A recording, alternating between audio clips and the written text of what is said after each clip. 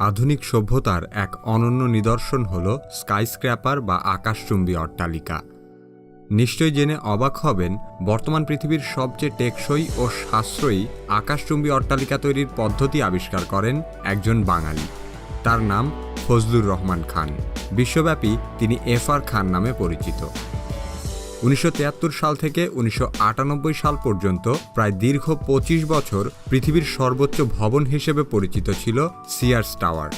ফজলুর রহমান খানের আবিষ্কৃত tube structure সিস্টেমের কারণেই 110 তলা বিশিষ্ট এ ভবনটি নির্মাণ করা সম্ভব হয়েছিল।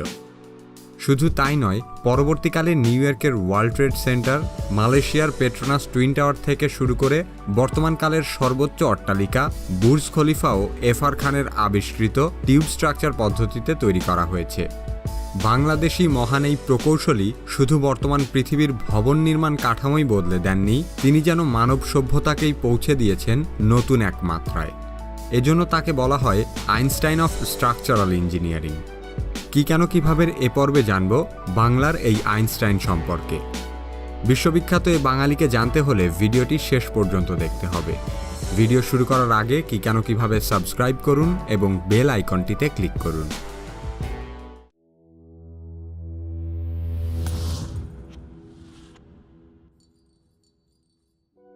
ফজলুর রহমান খান 1929 সালের 3 এপ্রিল মাদারীপুর জেলার শিবচর উপজেলায় জন্মগ্রহণ করেন। তিনি 1944 সালে আরমানিটোলা সরকারি উচ্চ বিদ্যালয় থেকে ম্যাট্রিক পাশ করে কলকাতার প্রেসিডেন্সি কলেজে ভর্তি হন।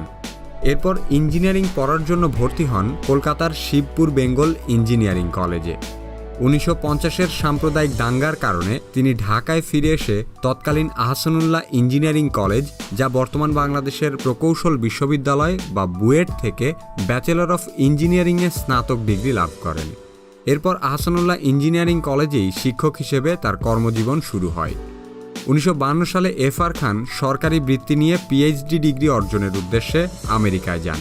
সেখানে ইউনিভার্সিটি অফ ইলিনয় অ্যাট আরবানা-শ্যাম্পেইন থেকে স্ট্রাকচারাল ইঞ্জিনিয়ারিং এবং তত্ত্বীয় ও ফলিত মেকানিক্স এ দুটি বিষয়ে একই সাথে মাস্টার্স করার পর ডক্টরেট ডিগ্রি লাভ করেন।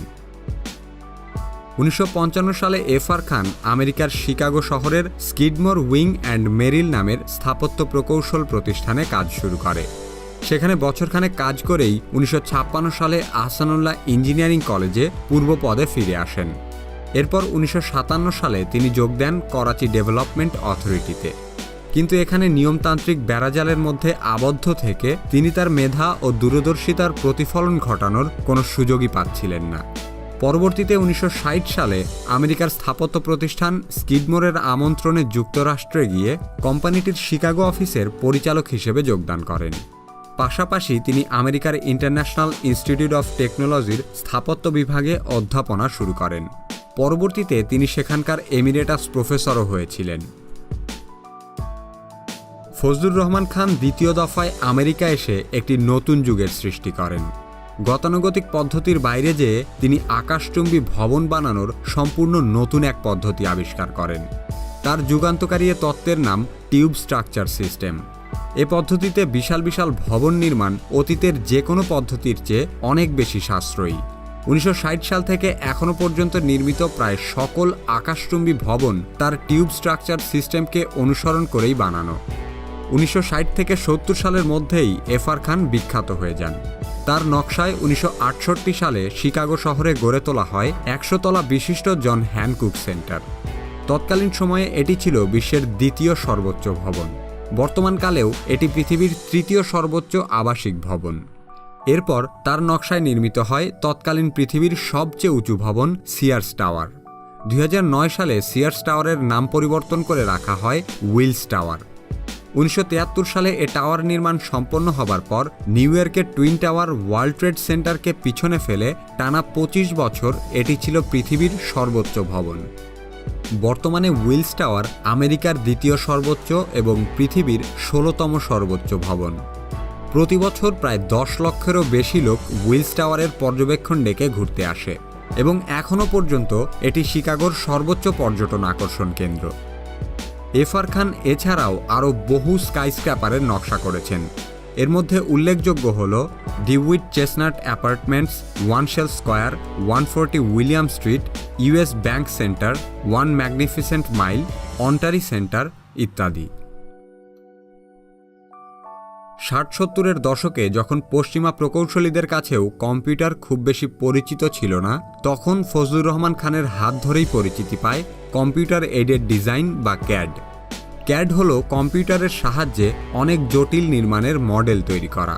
এসব ইলেকট্রনিক মডেল দিয়ে নির্মাণের আগেই কোনো নকশা অত্যন্ত সহজে নিখুঁত বিশ্লেষণ করা যায়। প্রকৌশলের আধুনিকায়নে তার এ পদক্ষেপ ছিল যুগান্তকারী। এফআর খানের অনুরোধেই তার কর্মরত প্রতিষ্ঠান স্কিডমোর ক্যাডের পেছনে বহু অর্থ বিনিয়োগ করে। পরবর্তীতে প্রতিষ্ঠানটি এর যথেষ্ট সুফলও ভোগ করেছে। শুধু আকাশচুম্বী অট্টালিকায় নয়, স্থাপত্য শিল্পের আরও বহু শাখায় এফআর খান তার কৃতিত্ব রেখে গেছেন। তার মধ্যে উল্লেখযোগ্য হল সৌদি আরবের জেদ্দায় অবস্থিত king Abdul Aziz international airport. এটি সৌদি আরবের হজ টার্মিনাল হিসেবে পরিচিত। একসাথে প্রায় 80,000 যাত্রী সেবা পরিচালনা করতে পারে এ বিমানবন্দরটি। এ বন্দরের টার্মিনাল পৃথিবীর সবচেয়ে বেশি বিমান ধারণ করতে পারে। হজ মৌসুমে এটি পৃথিবীর সবচেয়ে ব্যস্ত বিমানবন্দরে পরিণত হয়। বন্দরটির চলমান সম্প্রসারণ কাজ সম্পন্ন হলে এটিই হবে পৃথিবীর সবচেয়ে বড় বিমানবন্দর। আমেরিকার কলোরাডোতে অবস্থিত ইউনাইটেড স্টেটস এয়ারফোর্স একাডেমির নকশাও করেন ফজলুর রহমান খান। এছাড়া কিং আবদুল আজিজ বিশ্ববিদ্যালয়, ম্যাকম্যাথ পিয়ার্স সোলার টেলিস্কোপ, বেশ কিছু স্টেডিয়াম সহ আরও অনেক স্থাপনায় তিনি কাজ করেছেন। 1972 সালে ইঞ্জিনিয়ারিং নিউজ রেকর্ডে FR Khan man of the year নির্বাচিত হন এবং 5 বার স্থাপত্য শিল্পে সবচেয়ে বেশি অবদানকারী ব্যক্তিত্ব হিসেবে গৌরব লাভ করেন। 1973 সালে যুক্তরাষ্ট্রের ন্যাশনাল একাডেমি অফ ইঞ্জিনিয়ারিংয়ের সদস্য নির্বাচিত হন তিনি। 1974 সালে আমেরিকার নিউজউইক ম্যাগাজিন তাকে মার্কিন স্থাপত্যের শীর্ষে অবস্থানকারী ব্যক্তি হিসেবে বর্ণনা করে।